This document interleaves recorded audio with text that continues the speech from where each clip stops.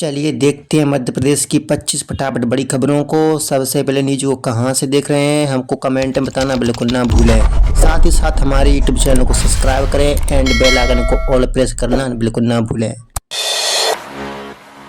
सतना में 2.80 लाख बच्चों का ब्लड टेस्ट, दवाइयां भी वितरित होंगी।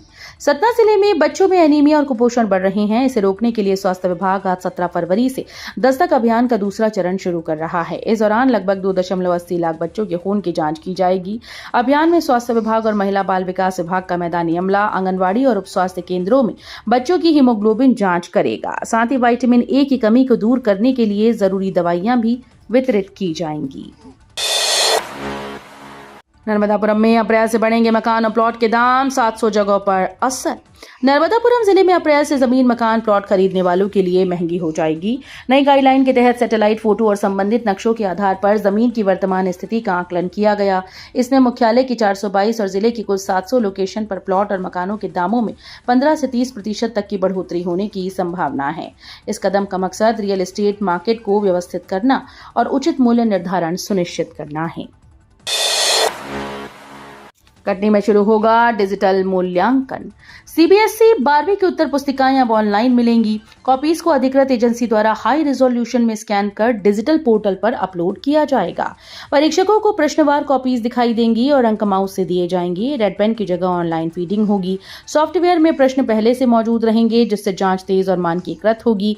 कटनी जिले में बोर्ड ने 2 स्कैनिंग और अपलोड सेंटर स्थापित किए, जहां जिले के 4 सरकारी और 18 निजी स्कूल्स की कॉपीज का मूल्यांकन किया जाएगा।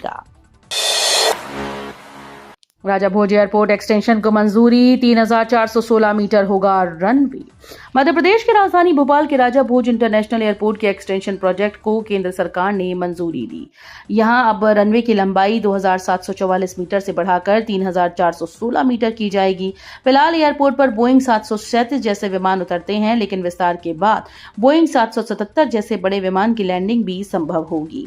एयरपोर्ट अथॉरिटी ऑफ इंडिया का दावा है कि इससे भोपाल को जल्द ही इंटरनेशनल कनेक्टिविटी का लाभ मिलेगा। एमपी में बदलेगा मौसम, 18-19 फरवरी को कई जिलों में बारिश के आसार। मध्य प्रदेश में मौसम फिर से करवट लेने जा रहा है। उत्तर भारत में सक्रिय पश्चिमी सिस्टम का असर अब ग्वालियर, चंबल, सागर, उज्जैन संभाग तक पहुंच सकता है। मौसम विभाग के मुताबिक 18 और 19 फरवरी को ग्वालियर, मुरैना, भिंड, श्योपुर, दतिया, निवाड़ी, टीकमगढ़, नीमच जिलों में बारिश की संभावना है। वहीं भोपाल, इंदौर में बादलों की आवाजाही बढ़ सकती है। बदलते मौसम के चलते तापमान में गिरावट और ठंड का असर भी महसूस किया जा सकता है। इंदौर में होली होगी केमिकल फ्री, हर्बल रंगों से मनाया जाएगा त्योहार। इंदौर में इस होली पर केमिकल वाले रंगों से मुक्ति मिलेगी। जिला प्रशासन ने सुरक्षित और पर्यावरण के अनुकूल त्योहार सुनिश्चित करने के लिए तैयारी शुरू कर दी है। इस बार वन विभाग और स्थानीय किसानों के सहयोग से हर्बल गुलाल उपलब्ध कराया जाएगा। टेसू के फूलों और प्राकृतिक सामग्री से बने ये रंग स्वास्थ्य और प्रकृति दोनों की सुरक्षा करेंगे। शहर के प्रमुख स्थानों पर विशेष स्टॉल लगाए जाएंगे ताकि लोग प्राकृतिक और सुरक्षित रंग खरीद सकें। मध्य प्रदेश में वन्यजीव पर्यटन को मिलेगा बढ़ावा, सीएम डॉक्टर मोहन यादव के निर्देश। मध्य प्रदेश में वन्यजीव पर्यटन को नई गति मिलेगी। मुख्यमंत्री डॉक्टर मोहन यादव की अध्यक्षता में राज्य वन्य प्राणी बोर्ड की 31वीं बैठक में वन्यजीव संरक्षण, पर्यटन और मानव वन्यजीव सहअस्तित्व पर चर्चा हुई। मुख्यमंत्री ने कहा कि वन्यजीवों की संख्या बढ़ रही है, इसलिए लोगों को जागरूक करना जरूरी है। साथ ही स्कूली बच्चों के लिए अनुभूति कार्यक्रम का विस्तार और विश्वविद्यालयों और शोध संस्थानों को अध्ययन में शामिल करने की बात कही। सीएम डॉक्टर मोहन यादव ने साइबर पंजीयन कार्यालय का शुभारंभ किया। मुख्यमंत्री डॉक्टर मोहन यादव ने पंजीयन भवन में साइबर पंजीयन कार्यालय का उद्घाटन किया। उन्होंने कहा कि प्रधानमंत्री नरेंद्र मोदी के नेतृत्व में प्रदेश सरकार प्रशासनिक कार्यों में पारदर्शिता, नवाचार और सुशासन को बढ़ावा दे रही है। साइबर पंजीयन कार्यालय इसी दिशा में एक और अहम कदम है, जो पूरी प्रक्रिया को पेपरलेस और कैशलेस बनाएगा। इससे नागरिकों को सुविधा मिलेगी और समय की बचत होगी। बजट सत्र में कांग्रेस की रणनीति, जल त्रासदी और ओबीसी आरक्षण पर सरकार से जवाब मांगा जाएगा। मध्य प्रदेश विधानसभा के बजट सत्र के बीच कांग्रेस ने सरकार को घेरने की तैयारी तेज कर दी। नेता प्रतिपक्ष उमंग सिंघार के नेतृत्व में विधायक दल की बैठक में सत्र के दौरान उठाए जाने वाले जनहित के मुद्दों पर चर्चा हुई। बैठक में तय किया गया कि ये सिर्फ सत्र आंकड़ों का खेल नहीं, बल्कि किसानों, युवाओं, महिलाओं, आदिवासियों, दलितों और पिछड़े वर्गों से जुड़े सवालों पर सरकार से सीधे जवाब मांगे जाएंगे। राज्यपाल मंगूभाई पटेल का बड़ा लक्ष्य है 2047 तक $2 ट्रिलियन अर्थव्यवस्था। मध्य प्रदेश विधानसभा के बजट सत्र की शुरुआत राज्यपाल मंगूभाई पटेल के अभिभाषण से हुई। उन्होंने प्रदेश की उपलब्धियां गिनाते हुए 2047 तक मध्य प्रदेश को $2 ट्रिलियन यानी 2 लाख करोड़ डॉलर की अर्थव्यवस्था वाला राज्य बनाने का लक्ष्य दोहराया। उनके भाषण के दौरान नेता प्रतिपक्ष उमंग सिंघार ने आपत्ति जताई, जिससे हंगामा मच गया। स्पीकर नरेंद्र सिंह तोमर के निर्देश पर इस आपत्ति को विधानसभा के रिकॉर्ड से हटा दिया गया। छिंदवाड़ा के 24 गांव रेड जोन में पातालकोट में गहराता जल संकट। मध्य प्रदेश के छिंदवाड़ा जिले में जल संकट गहराता जा रहा है। 24 गांव रेड जोन में पहुंच चुके हैं और पातालकोट क्षेत्र में हालात बेहद चिंताजनक हैं। मोखेड़ के हथलेवा गांव में 15 दिन में सिर्फ एक बार नल से पानी आता है। गर्मी बढ़ते ही सप्लाई भी ठप हो जाती है। महिलाएं कई किलोमीटर दूर से पानी लाने को मजबूर हैं। लोक स्वास्थ्य यांत्रिकी विभाग ने 1611 गांव का सर्वे कर विशेष योजना बनाई, लेकिन लोगों को राहत का इंतजार है। बालाघाट में लापरवाही पर कलेक्टर सख्त, अधिकारियों के वेतन काटे, डिजिटल कामकाज के निर्देश। बालाघाट जिले में विकास और जन समस्याओं को लेकर कलेक्टर मृणाल मीणा ने सख्त रुख अपनाया। अनुपस्थित और शिकायतों पर ध्यान न देने वाले अधिकारियों का वेतन काटा गया, जबकि 3 अधिकारियों को कारण बताओ नोटिस दिए गए। कलेक्टर ने वन अधिकार पट्टों और स्वामित्व योजनाओं में तेजी लाने, जनता के आवेदन मौके पर निपटाने और स्वास्थ्य व स्वच्छता निरीक्षण नियमित करने के निर्देश दिए। फरवरी में लगातार तीसरे हफ्ते 5,600 करोड़ का कर्ज। 11 माह में मध्य प्रदेश का कुल कर्ज 72,900 करोड़ पार।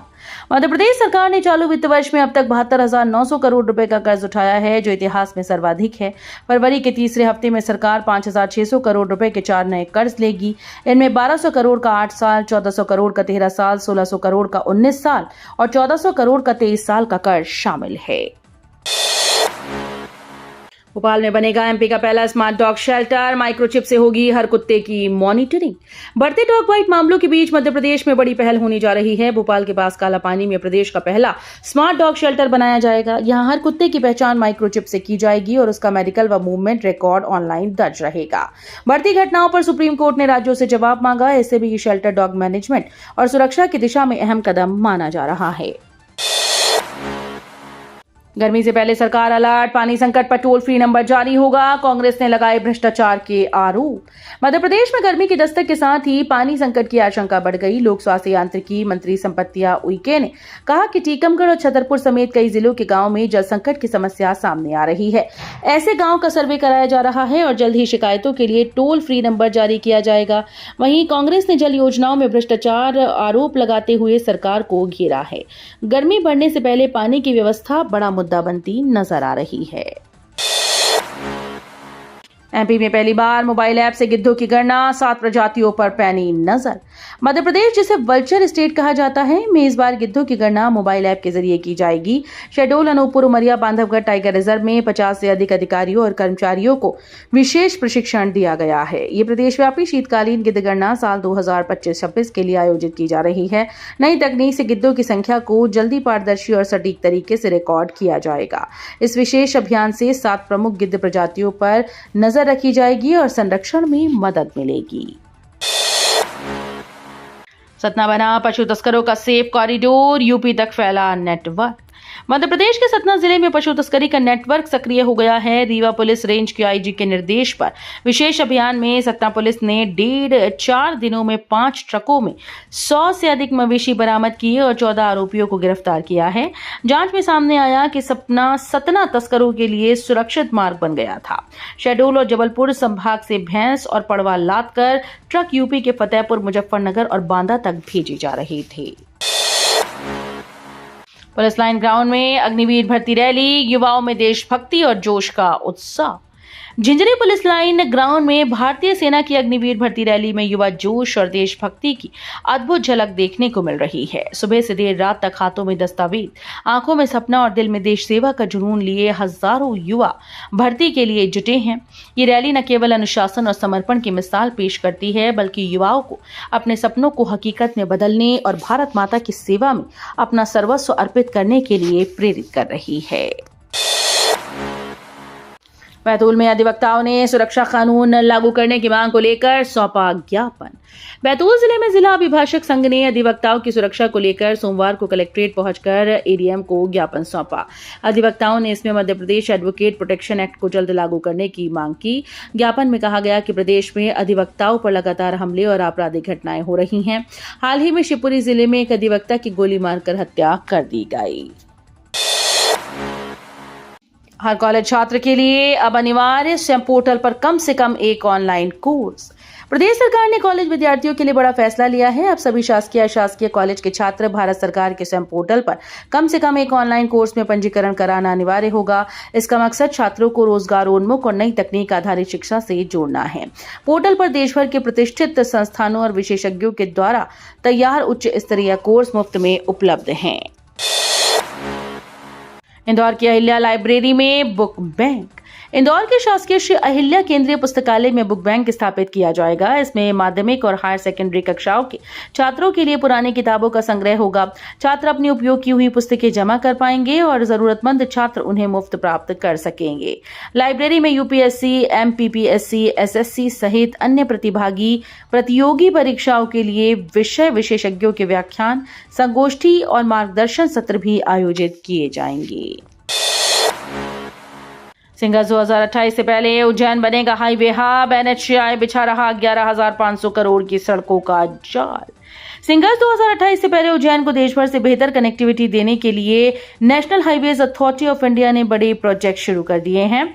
दिल्ली मुंबई एक्सप्रेसवे से जोड़ते हुए access control greenfield Kota highway बनाए जा रहे हैं। महाराष्ट्र कनेक्टिविटी के लिए वेस्टर्न बाईपास भी तैयार हो रहा है।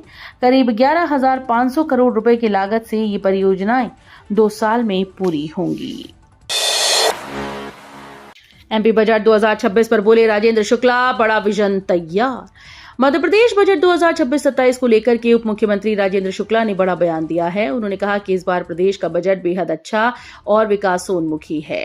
केंद्र सरकार द्वारा स्वास्थ्य और स्टार्टअप सेक्टर के लिए जारी बजट में मध्य प्रदेश की प्रभावी भागीदारी सुनिश्चित की जाएगी ताकि योजनाओं का क्रियान्वयन तेजी से किया जा सके। शुक्ला ने कहा कि जब प्रदेश को देश का सबसे बेहतर राज्य बनाने का विजन तैयार है और जरूरी कार्यों के लिए स्पष्ट रोड मैप बन चुका है, अब सबकी नजर आगामी बजट पर टिकी है। एमपी में कृषक ग्राम सभाओं में किसानों को दी जा रही उन्नत खेती की जानकारी। मध्य प्रदेश राज्य शासन द्वारा वर्ष 2026 को कृषक कल्याण वर्ष घोषित किया गया है, जिसके अंतर्गत किसानों और खेती को बढ़ावा देने संबंधी विभिन्न गतिविधियों का आयोजन किया जा रहा है।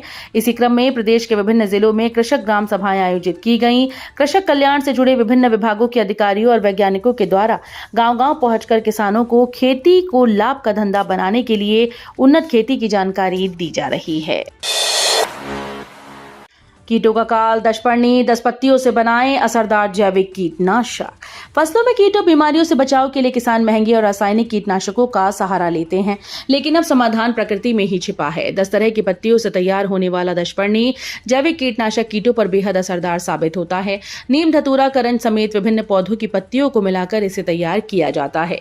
ये कम खर्चीला, सुरक्षित और पर्यावरण के अनुकूल है।